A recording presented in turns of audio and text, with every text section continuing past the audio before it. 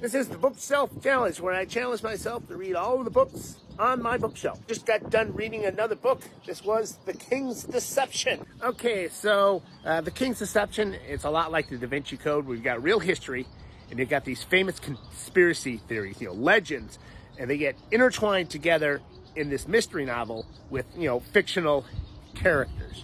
So I got some spoilers ahead.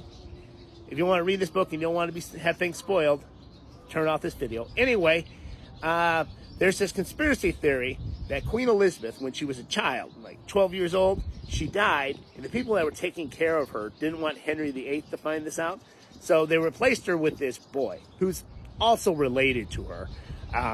King Henry VIII, he had an illegitimate son, Henry Fitzroy, and supposedly he had this boy who could pass himself off as Queen Elizabeth.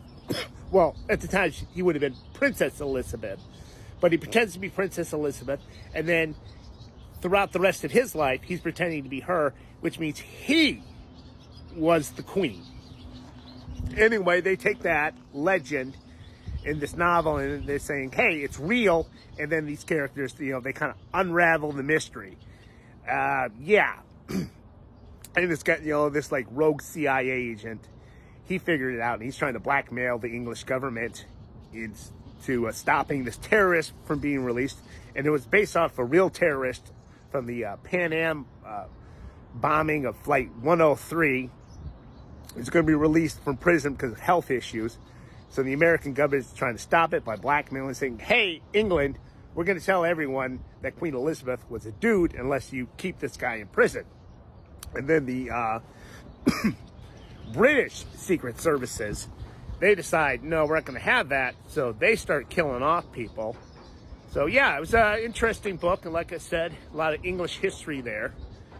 I went to London last year, so a lot of the locations that they use in this book I was familiar with because I went there, like Piccadilly Square and Windsor Castle. And of course, I knew a lot about the British monarchs too from watching Nolan Rockland's roasting of the English monarchs on his channel and reading that book, Unruly. So it was nice to see all that come back up. The storyline, it was okay, but coming off that AI book, it's nice to see a novel that has the concept of plot progression. So yeah, I enjoyed this book. At times, it was a little predictable. I mean, there was people was like, oh, this is going to turn out that this guy was working for this person or whatnot. I was able to predict it, but the novel doesn't treat the reveal like it was that big of a deal. It's like, yeah, it was just a ruse. So that was okay. The historical stuff, like the whole time I was confused. Like, what's the big deal? Let's just say they do expose the fact that Queen Elizabeth I was a dude. Well, her line died out, so it's not like the current monarch would be like, oh, you can't be the monarch because she was an imposter because she didn't have any descendants. King Charles II is pretty much almost from an entirely different family, at least a different branch of the royal monarchy. He's with the Windsor Handover family.